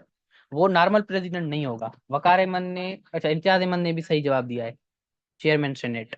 तो वो जो चेयरमैन सेनेट होगा वो नॉर्मल किस्म का प्रेसिडेंट नहीं होगा। नॉर्मल तो जरदारी है कंट्री, आसिफ अली जरदारी, जो अगर वो चला गया फॉरेन या unable to perform his duties, तो उसके बाद चेयरमैन सेनेट जो है वो बन जाएगा। तो आप ये नोट कर सकते हैं कि चेयरमैन सेनेट बीपीपी वालों का है। जरदारी साहब ने ये अपना माइंड यूज किया है कि भाई इन केस अगर मुझे कुछ हो जाता है या मैं कहीं जाता हूँ, तो प्रेसिडेंट भी फिर भी हमारा ही हो। आपको पता होगा कि भाई करंटली कौन है, ये यूसुफ रजा जिलानी है या गिलानी जो भी है, वो चेयरमैन सेनेट है। तो ये तो इनकी अपनी सियासत होती है बहरहाल। तो वो जो प्रेसिडेंट होगा वो एक ऑफिशियो होगा, जिसका मतलब है एक्टिंग प्रेसिडेंट। वो असली अवाम ने उसको नहीं चुना, और वो इस वजह से उसको सॉरी सेलेक्ट नहीं किया। उसको जो सेलेक्ट नहीं किया वो जो है बाय द डिफॉल्ट हो गए हैं, क्योंकि भाई जो प्रेसिडेंट था इनक्यूबेंट प्रेसिडेंट वो मौजूद नहीं है इस वजह से। तो ये जस्टिस ऑफ पीस असली काम इसका नहीं है, क्योंकि अब ये काम नहीं हो रहा। तो इस वजह से हम जस्टिस लेने के लिए कहाँ आए, डिस्ट्रिक्ट जो सेशन जज के यहाँ। तो इस वजह से वो एक्टिंग जो है, एक्टिंग है, उसकी असली ड्यूटी ये नहीं है। असली काम किसका है? एफआईआर का।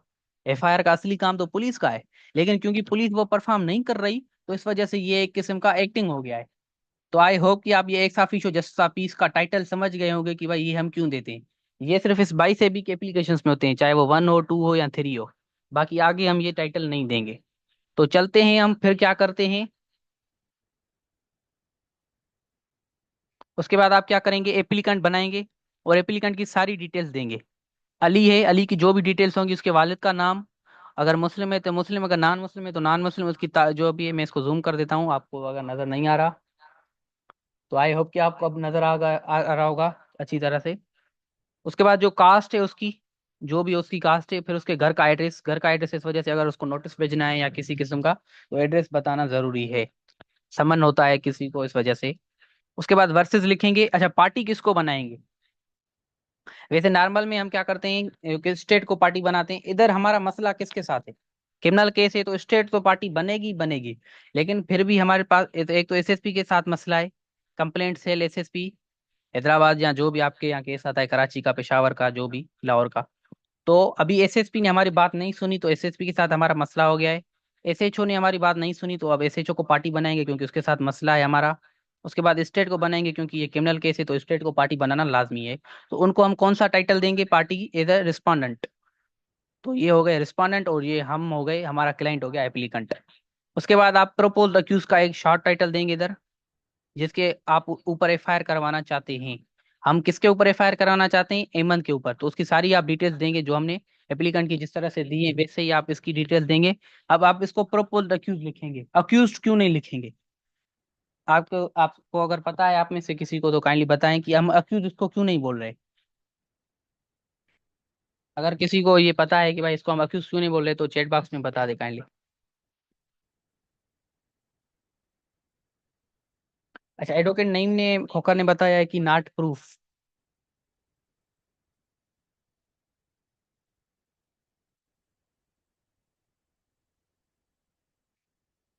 अच्छा, और कोई बताना चाहता है तो काइंडली बताएं।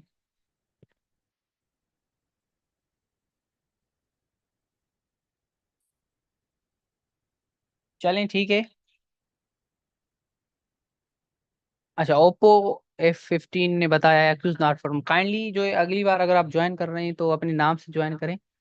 मैंने ये देखा है आपने मोबाइल के नाम से ज्वाइन कर काइंडली, ताकि हमें पता चल सके कि हमारे रजिस्टर्ड कैंडिडेट्स, अब हमें पता नहीं चला आप कौन है, तो अपकमिंग लेक्चर्स में काइंडली अपने नाम के साथ जो है अटेंड कीजिएगा।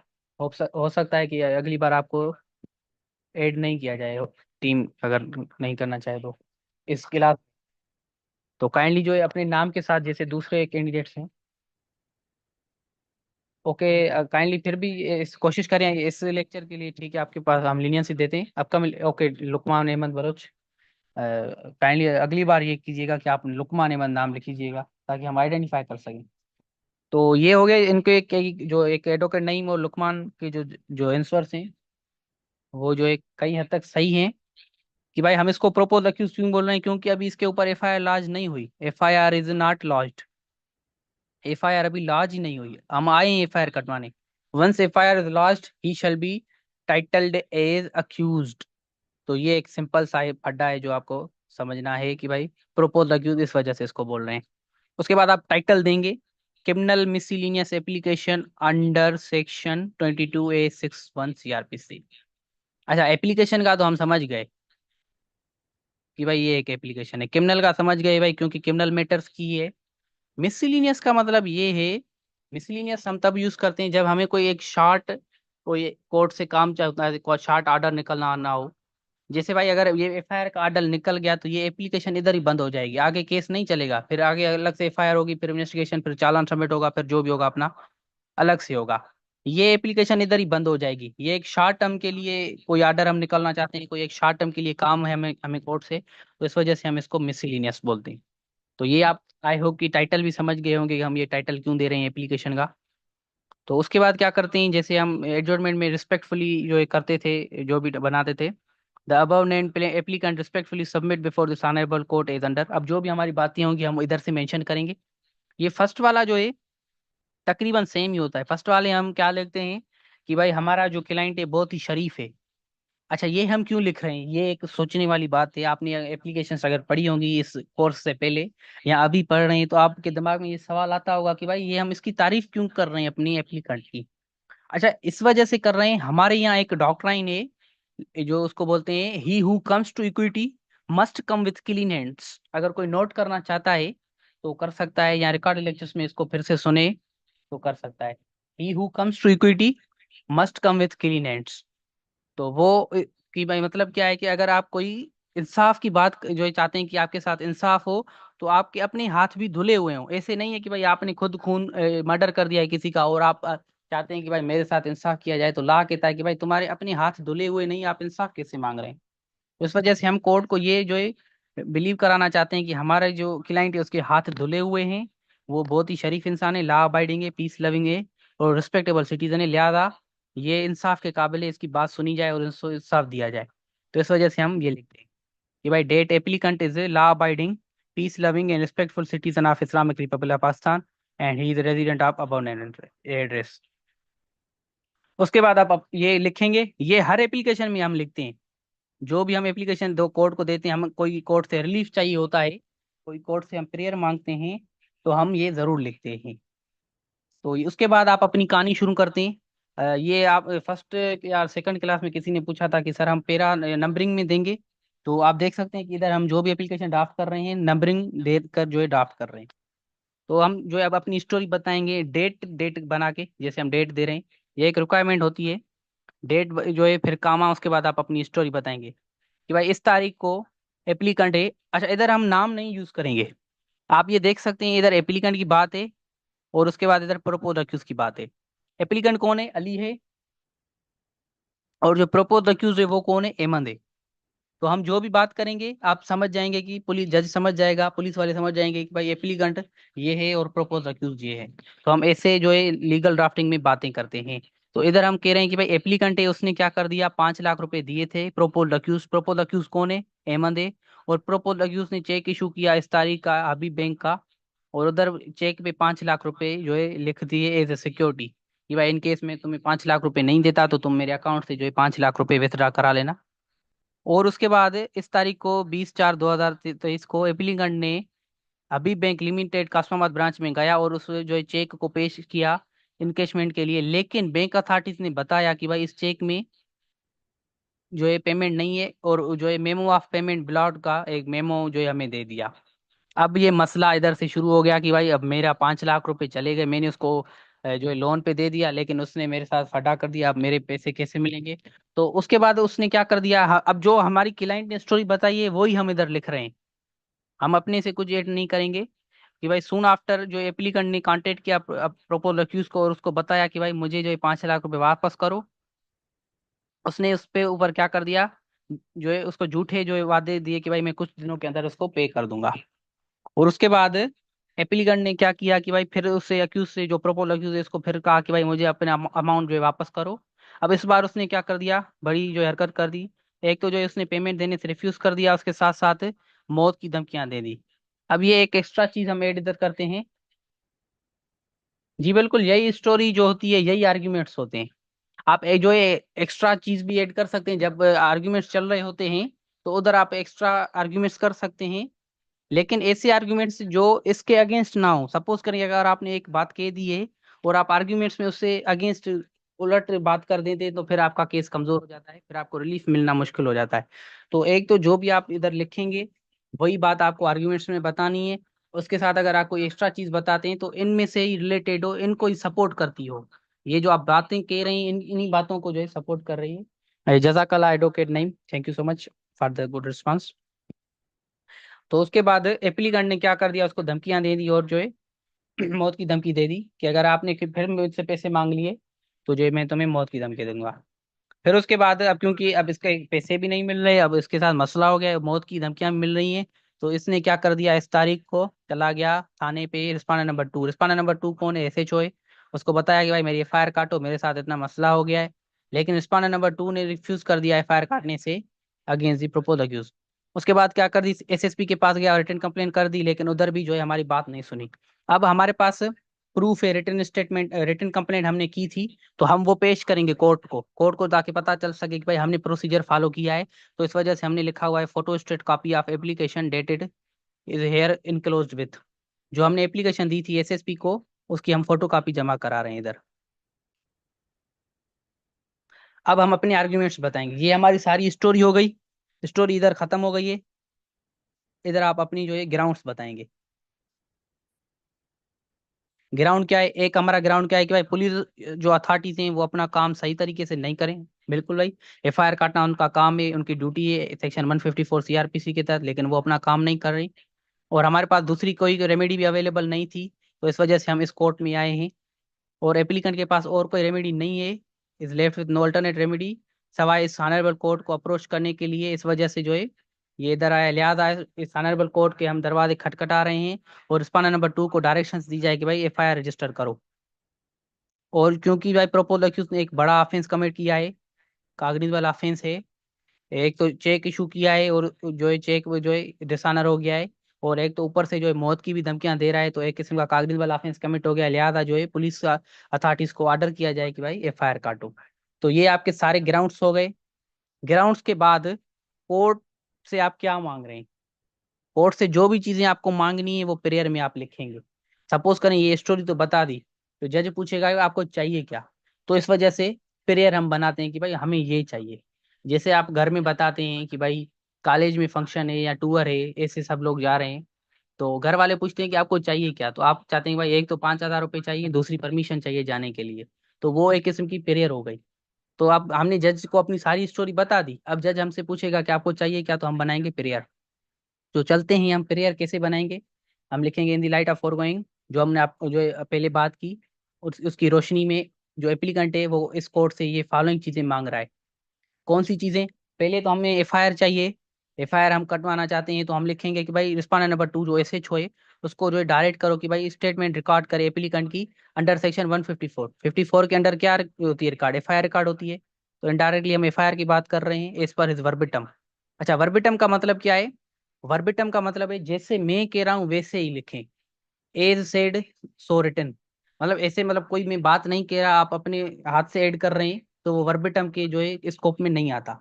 जैसे वो मैं कह रहा हूँ वैसे ही सारी चीजें लिखी जाएं, तो हम ऐसे लिखते हैं एज वर्बिटम। और अगर कागज वाला ऑफेंस मेड आउट होता है तो उसको जो है राइटिंग में रिड्यूस करके FIR करे, फिर इन्वेस्टिगेशन करे। और हमने लिखा हुआ है कि भाई रिस्पांडर नंबर 2 को ऑर्डर करो कि भाई डायरेक्ट एफआईआर काटे। जरूरी नहीं कि स्टेटमेंट रिकॉर्ड करे फिर देखे कि भाई कागज में ऑफेंस हुआ है नहीं हुआ। डायरेक्ट एफआईआर, तो वो जज की अपनी मर्जी होती है कि ये वाला जो ये आप काटा निकाले हैं ये वाला। और उसके बाद हम लिखते हैं any other relief which this honourable court deems fit में काइंडली बी अवॉर्डेड। अच्छा, ये हम लिखते हैं कि भाई और कोई अगर रिलीफ देना चाहे दिस ऑनरेबल कोर्ट तो वो दे सकती है। अच्छा, ये क्यों लिखते हैं? ये हम क्या करते हैं, कोर्ट के अपने हाथ बढ़ा देते हैं आर्डर निकालने के लिए, उसके पावर्स उसकी अथॉरिटीज बढ़ा देते हैं। सपोज करें आगे चल के और चीज आपको नजर आती है, आप चाहते हैं कि भी काश की मैं ये रिलीफ भी मांग लेता। जैसे आप देखते हैं कि हम दुकान पे जाते हैं, पठान से रियायत करवाते हैं कि भाई 1500 बोलता है, हम बोलते हैं 200 रुपये, तो वो राजी हो जाता है। तो हमारे जहन में क्या आता है, काश कि मैं 150 रुपये बोलता है, ये 150 रुपये पे राजी हो जाता। तो इस वजह से काश वाली बात होती है। तो हम ये ग्राउंड बना देते हैं कि ऐसे ना हो कि भाई आप ये आके जाके सोचें कि काश कि मैं फलाना प्रेयर भी मांग लेता जज से, क्योंकि ये जज ने ये चीजें हमें दिए तो वो भी हमें दे देता। तो इस वजह से हम ये लिखते हैं कि कोई और रिलीफ अगर देना चाहे तो वो दे सकती है या ऑनरेबल कोर्ट। अगर हम ये नहीं लिखेंगे तो कोर्ट बाउंड होगी, जो हमने प्रेयर मांगी है उन प्रेयर में से ही आर्डर निकाले, कोई एक्स्ट्रा आर्डर नहीं निकाल सकती। लेकिन अगर हम ये बी वाला ये देंगे, ये जो हमने लिखा हुआ है, तो इससे आप कोर्ट को पावर बढ़ा देते हैं, कोर्ट के आप हाथ नहीं काट देते। अगर ये आप नहीं देंगे तो आप कोर्ट के अपने हाथ काट देंगे। उसके बाद जो चीजें ऊपर लिखी हुई हैं अगर उससे रिलेटेड ऑर्डर निकालना चाहे तो निकाल सकती है, कोई एक्स्ट्रा चीज नहीं निकाल सकती। तो ये देना जरूरी है। उसके बाद जैसे नॉर्मल होता है एडजॉर्नमेंट में, तो इधर हम एप्लीकेंट जो होता है, एप्लीकेंट अपनी सिग्नेचर करता है। उसके बाद इंशाल्लाह जब आप वकील हो जाएंगे तो इधर आप अपनी सिग्नेचर करेंगे। और अगर हैदराबाद का केस है तो हैदराबाद, कराची का है तो कराची, जो भी पेशावर, और जिस तारीख पे ये एप्लीकेशन दे रहे हैं वो। तो ये हो गई 22 AB की ये एप्लीकेशन। तो आई होप कि आपको ये समझ आ गई होगी कि ये कैसे हम ड्राफ्ट करते हैं। इससे एक इंटरेस्टिंग चीज जरूर आप ड्राफ्ट करेंगे, जो हर एप्लीकेशन से आप ड्राफ्ट करते हैं, वो होती है एफिडेविट। अच्छा, ये एफिडेविट का पर्पस क्या है कि भाई अगर मेरे साथ मसला है तो मैं अगर एप्लीकेशन फाइल करना चाहता हूँ तो कोर्ट पूछे कि भाई ठीक है फाइल करना चाहते हो तो ठीक है अल्हम्दुलिल्लाह आओ कोर्ट में। लेकिन प्रूफ जो है आपको प्रूफ करो कि भाई तुम ही हो। सपोज करें मैं जोएब हूँ, तो अगर मैं एप्लीकेशन फाइल करना चाहता हूँ तो मैं इधर कोर्ट में जाऊंगा, एफिडेविट बनाऊंगा। एफिडेविट के बाद मेरा थंब इम्प्रेशन लगेगा, जो मैंने लास्ट लेक्चर में हमने चीजें देखी थी। तो ये एफिडेविट वो होता है। ये एफिडेविट ब्रांच से जो है कंफर्म होता है, नादरा से कनेक्टेड होता है। तो ये इस वजह से होता है, सपोज करें भाई मेरे साथ मसला ही नहीं है, मैं घर पे सोया हुआ हूँ और कोई दूसरा बंदा कोर्ट में चला गया मेरे नाम से, जो है उसने किसी के दूसरे पे केस कर दिया। फिर मुझे ये नुकसान होगा कि अगला बंदा जो जिसके ऊपर केस हुआ वो मुझसे नाराज हो जाएगा, भाई मैंने तो तुम्हारा कुछ नहीं बिगाड़ा था, तुमने मेरे ऊपर केस क्यों कर दिया। और हो सकता है कोर्ट मेरे ऊपर ही जो है जो लगा दे कंपनसेशन कि भाई तुमने कोर्ट का वक्त जाया किया है, या झूठा केस करके, या 182 वाली पीपीसी वाली मेरे ऊपर ही जो है कार्रवाई ना शुरू हो जाएगी, भाई तुमने झूठा केस कर दिया। तो मैं तो घर पे सोया हुआ था। तो इस वजह से कोर्ट ने क्या कर दिया कि भाई ठीक है, अगर कोई भी एप्लीकेशन मूव करना चाहता है कोर्ट में, तो अपना थंब इम्प्रेशन लगाए, एफिडेविट बना के दे, कसम, जो एफिडेविट को बोलते हैं कसमनामा। तो एक किस्म का ये कसम हम खाते हैं कि भाई ये मैं फाइल कर रहा हूँ, ये जो भी चीजें लिखी हुई हैं ये मेरे हिसाब से सच है। अगर झूठी निकली तो इसका जिम्मेदार मैं हूँगा। तो ये एफिडेविट इस वजह से बनाया जाता है। चलते हैं इसको ड्राफ्ट कैसे करते हैं। जो भी कोर्ट होगी, जिस कोर्ट में आप एप्लीकेशन दे रहे हैं, एफिडेविट में भी आप वही देंगे। फिर जो भी क्रिमिनल मिसलेनियस एप्लीकेशन नंबर है वो आप इधर देंगे, और अली को आप एप्लीकेंट बनाएंगे, और जो भी complaint cell SSP Hyderabad and others respondent. इधर एक चीज देखने काबिल है कि भाई जो हमने ऊपर एप्लीकेशन बनाई उधर हमने क्या किया था, अली, अली के वालिद का नाम, अली की सारी डिटेल्स, उसके बाद जो भी इसके अलग से कंप्लेंट सेल के एसएसपी के अलग से डिटेल, अदर्स हमने इधर दे दिया। अदर्स में कौन आ गया, एसएचओ आ गया और स्टेट आ गई। हमने शार्ट लिख दिया है। ये क्यों लिख दिया है, क्योंकि भाई जो भी फर्स्ट एप्लीकेशन होती है, फर्स्ट एप्लीकेशन में हम क्या करते हैं, लॉन्ग टाइटल देते हैं। जो हमने देख लिया, जो फर्स्ट एप जैसे 22 AB ने आपने देखा कि कैसे लॉन्ग टाइटल था, सारी इंफॉर्मेशन। उसके बाद जो भी एप्लीकेशन होगी सेकंड, थर्ड, फोर्थ, फिफ्थ, तो उसमें हम क्या करेंगे, शॉर्ट टाइटल। आपने देखा होगा कि एडजोर्नमेंट में, कंडोनेशन में और सीटीसी में हमने शॉर्ट टाइटल दिया हुआ था, क्योंकि वो फर्स्ट एप्लीकेशन नहीं होती, वो सेकंड या सेकंड के बाद वाली एप्लीकेशन होती हैं। तो इस वजह से हम उधर शॉर्ट टाइटल देते हैं, उसमें हम सारी डिटेल्स नहीं देते। तो ये नोट करने वाली चीज है। तो आप ये नोट कर लीजिएगा, फर्स्ट वाली जो भी एप्लीकेशन होती है तो उसमें हम सारी डिटेल्स देते हैं।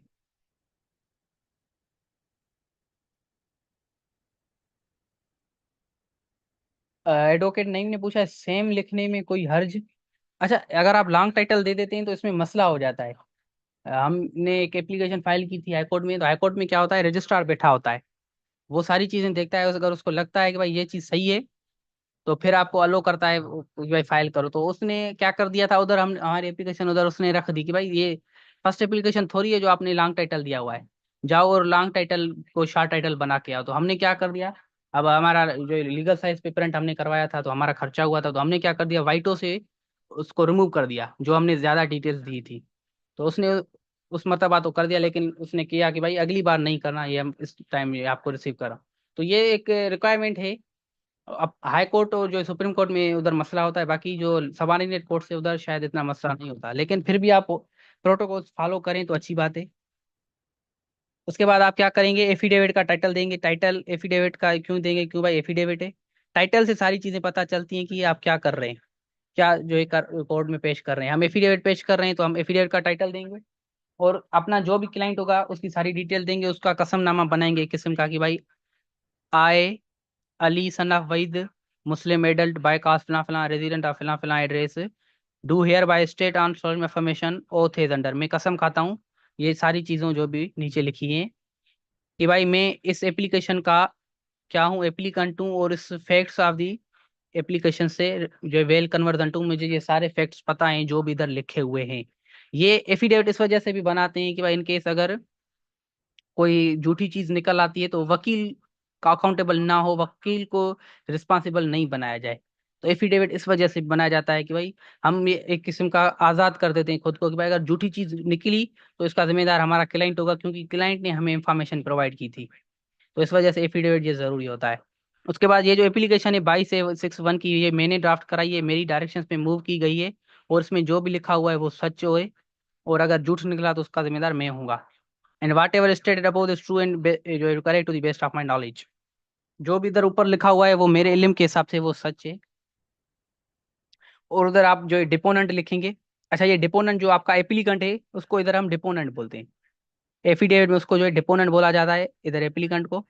और आप अपने एप्लीकेंट की सिग्नेचर इधर लेंगे, और जो हैदराबाद डेटेड जैसे ऊपर लिखा हुआ था। उसके बाद ये एडवोकेट जो आप इंशाल्लाह होंगे तो आप अपनी सिग्नेचर करेंगे। फिर होता है कमिश्नर फॉर टेकिंग ओथ, जो हाई कोर्ट में रजिस्ट्रार होता है, और जो है सबॉर्डिनेट कोर्ट्स में जो होता है सुप्रीडेंट होता है, तो वो सिग्नेचर करता है। तो फिर आप जो है इधर सारा कुछ करेंगे, ये the deponent is identified by मी, ये आप एक किस्म का जो प्रूव करते हैं कि भाई इसको मैं जानता हूँ डिपोनेंट को। एनआईसी के थ्रू आप इसको कंफर्म करते हैं कि भाई ये सिटीजन ऑफ पाकिस्तान है या नहीं है। तो ये हो गई 22 AB की एप्लीकेशन। तो आई होप कि आप ये समझ गए होंगे कि ये कैसे ड्राफ्ट की जाती है एफिडेविट, और जो 22 AB के जो भी हमने ग्राउंड्स देखे थे। तो चलते हैं हम क्वेश्चंस देख लेते हैं। हमारा आज का जो लेक्चर था जितना था वो हमने देख लिया। आप जो है क्वेश्चंस देख लेते हैं, उसके बाद जो है क्लास को वाइंड अप करते हैं। तो हम जो शुरू करते हैं, जो भी क्वेश्चंस पहले किए गए थे तो उसको सारे जवाब मिलेंगे आपको।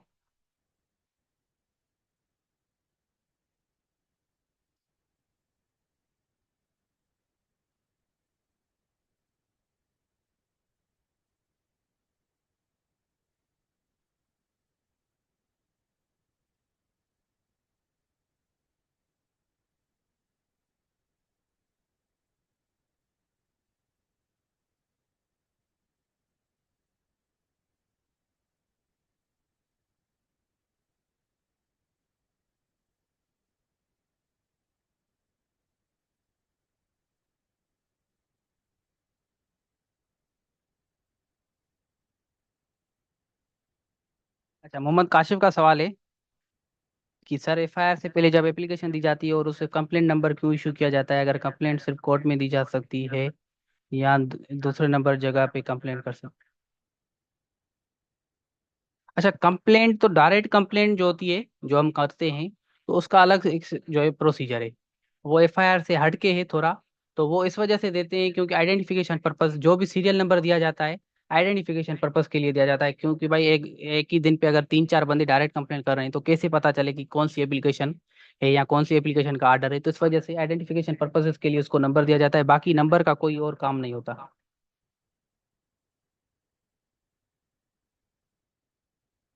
अच्छा, शाहिद अहमद ने क्या, investigation will conducted by police whenever they जो get knowledge if about the commission offence and inquiry by magistrate. जी बिल्कुल, आपकी बात बिल्कुल दुरुस्त है। अच्छा, मोहम्मद अमार का सवाल है, what exact police officer is empowered to cut a fire ETC as per law and under what circumstances. अच्छा, ये हमारा अपकमिंग लेक्चर का है टॉपिक कि भाई कौन सा पुलिस वाला एफआईआर काट सकता है, तो काइंडली वेट करें अपकमिंग लेक्चर में। वो हम देखेंगे ASI, sub inspector, SHO, DSP, IG तक हम रेंज सारी देखेंगे। और उसमें देखेंगे कि एफआईआर का पावर किसके पास है। तो आपका जो जवाब मिलेगा आपको इंशाल्लाह अपकमिंग लेक्चर में मिलेगा, डियर मोहम्मद अमार। अच्छा, सादिक का सवाल है सर, अगर पुलिस वाले एफआईआर नहीं ले रहे हैं और उस पर एसएसपी डीएसपी भी शामिल हों, बट एट द पब्लिक की प्रेशर की वजह से वो एफआईआर का कत्ले अमद की, तो सर पूछना ये है कि अब अक्यूज पुलिस वालों के साथ मिलकर गिरफ्तारी नहीं दे रहा, तो अब क्या करना चाहिए और विक्टिम्स के ईयर्स। अच्छा, अगर जो एक, अगर इन्वेस्टिगेशन, ये हो गया इन्वेस्टिगेशन, एफआईआर के बाद अब इन्वेस्टिगेशन, तो इन्वेस्टिगेशन में अगर जो सही नहीं कर रहे तो 22A2 की जो है, जो हमारा अपकमिंग लेक्चर होगा 22A62, उसमें आप इन्वेस्टिगेशन ट्रांसफर करवा सकते हैं कि भाई ये पुलिस वाले इन्वेस्टिगेशन सही नहीं कर रहे, ये उसको पकड़ ही नहीं रहे, हालांकि वो खुलेआम घूम रहा है, तो ये आप कर सकते हैं। तो आई होप कि आपके सवाल का जवाब मिल गया होगा सादिक अली डियर।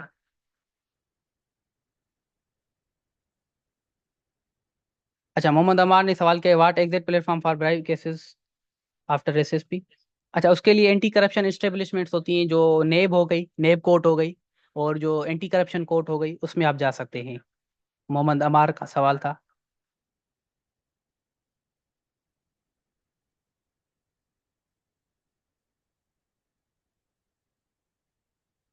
ये जो दो कैटेगरीज थी, अच्छा ये कौन, लुकमान ने सवाल किया है कि 3 कैटेगरीज के अलावा हम किसी काम के लिए डिपार्टमेंट के खिलाफ ये दे सकते हैं फॉर्मल ग्राउंड्स। अच्छा, मैं आपके सवाल नहीं समझा, लोकमान अहमद काइंडली रिपीट करें और स्पेसिफाई करें सवाल को।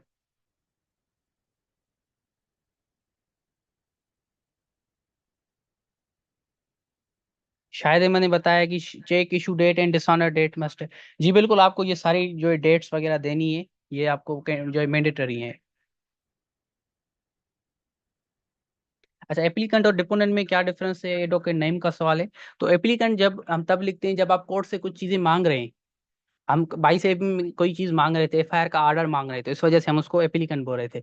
और डिपोनेंट तब बोलते हैं जब आप एक किस्म की स्टेटमेंट दे रहे हैं, आप एक स्टेटमेंट दे रहे हैं कि भाई मैं जो भी चीज कह रहा हूँ ये मैं सच कह रहा हूँ। तो इधर आप कोई चीज मांग नहीं रहे, आप सिर्फ बता रहे हैं। तो बता रहे हैं तो इस वजह से आप डिपोनेंट हो गए, अगर आप कोई चीज मांग रहे हैं तो आप एप्लीकेंट हो गए। अच्छा, ओप्पो 15 लुकमान अहमद का सवाल था, 22 AB की डायरेक्शन 2.5 साल पहले हुआ अक्यूज के खिलाफ अगेंस्ट चेक बोनस, फिर अक्यूज ने मिन्नत समझ करके टाइम ले लिया, फिर लाज नहीं हुआ और पैसे भी नहीं दे रहा, जो डायरेक्शंस हो गई, इस पर एफआईआर अब हो सकती है, दिल्ली का इशू रेस नहीं होगा सर। अच्छा, एफआईआर हो गई है या नहीं हो गई, अगर एफआईआर हो गई है, तो एफआईआर हो गई है तो फिर तो इन्वेस्टिगेशन हो सकती है। इन्वेस्टिगेशन जो है आपका ओपन केस ओपन करा दें, तो आपकी इन्वेस्टिगेशन हो सकती है। बाकी अगर एफआईआर नहीं हुई है, तो एफआईआर की लिमिटेशन नहीं है, आप भले 15 साल के बाद एफआईआर करवा लें तो आप करवा सकते हैं। तो फिर ये होता है कि जितना डिले होता है, 1 महीने का डिले भी आपके केस को कमजोर कर सकता है, बाकी आपके केस में तो 2.5 साल का है, तो आपका केस तो बहुत कमजोर हो गया होगा अभी। बहरहाल आप फिर भी देख लें, अगर एफआईआर जो है आप करवा लें, या जो एफआईआर हुई है तो फिर आप केस को ओपन करा के फिर इन्वेस्टिगेशन करा लें। अच्छा, एडवोकेट नईम ने पूछा है, सेम कोर्ट में कंटेंट फाइल करें इफ एफआईआर नास्ट बाय। अच्छा, इधर जो एफआईआर वाली रेमेडी है, इसमें ये सिर्फ 22 AB होता है या डायरेक्ट कंप्लेंट होता है, बाकी और कोई रेमेडी हमारे पास नहीं है। क्योंकि अभी कंटेम्प्ट तो तब होता है जब जो है कोर्ट का ऑर्डर नहीं मान रही। अभी कोर्ट ने ऑर्डर, हम गए ही नहीं कोर्ट में, सपोज करें कोर्ट ने ऑर्डर निकाला है कि भाई ये काम करो, लेकिन वो नहीं कर रहे, तो फिर हम कंटेम्प्ट ऑफ कोर्ट का जो है एप्लीकेशन दे दें। तो इधर हम अभी कोर्ट गए ही नहीं, हम जो है एफआईआर नहीं काट रहा, तो अभी हम कोर्ट के पास गए हैं, कोर्ट ने अब ऑर्डर निकाला है 22 AB का कि भाई एफआईआर काटो। अब एफआईआर के बाद अगर नहीं काटा तो फिर हम कंटेम्प्ट ऑफ कोर्ट की जो है एप्लीकेशन देंगे कोर्ट को कि भाई आपके ऑर्डर को नहीं मान रहा। तो आई होप कि आप ये समझ गए होंगे एडवोकेट नहीं, आपके सवाल का जवाब। Thank you so much Mohammad Kashif for your kind response and feedback.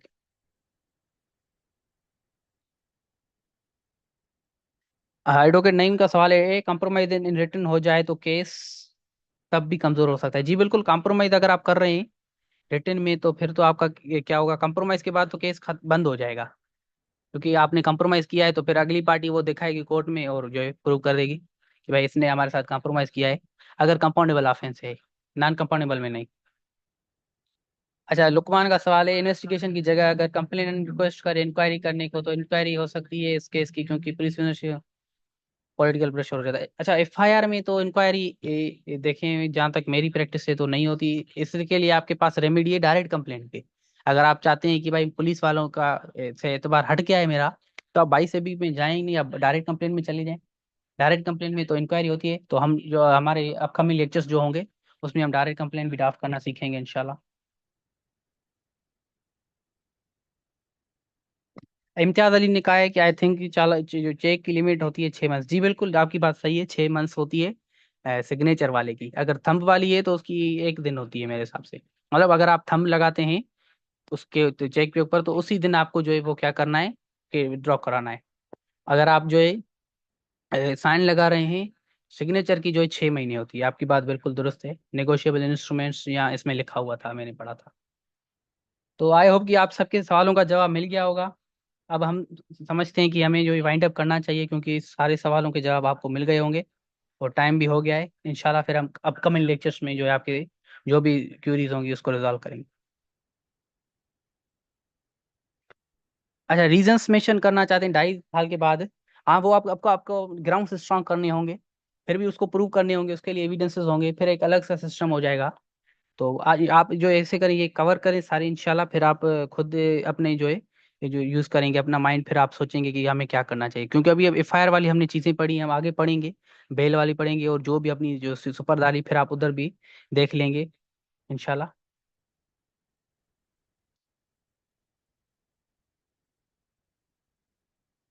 तो हम चलते हैं, इस क्लास को वाइंड अप कर दें, और कोई भी आपका सवाल हो तो फिर आप अपकमिंग लेक्चर्स में जो है कर लीजिएगा। जज़ाकल्लाह, फी अमानिल्लाह।